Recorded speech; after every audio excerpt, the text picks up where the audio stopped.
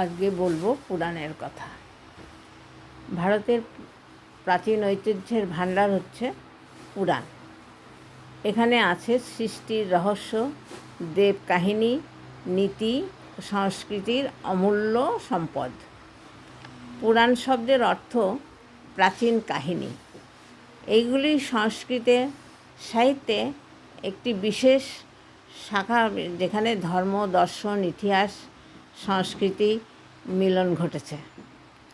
পুরাণে আমরা পাই দেবতা, ঋষি ও রাজাদের বংশগাথা, সৃষ্টি ও প্রলয়ের বর্ণনা, আর জীবনের নৈতিক শিক্ষা।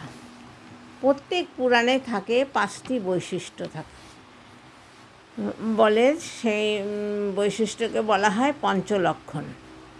এই পঞ্চলক্ষণের মধ্যে একে হচ্ছে স্বর্গ, তার মানে সৃষ্টি, আর প্রতিসর্গ হচ্ছে পুনঃসৃষ্টি, আর বংশ দেবতা ও ঋষিদের বংশ বৃত্তান্ত, আর মন্বন্তর মনুর যুগের কাহিনী, বংশানুরচিত রাজাদের ইতিহাস,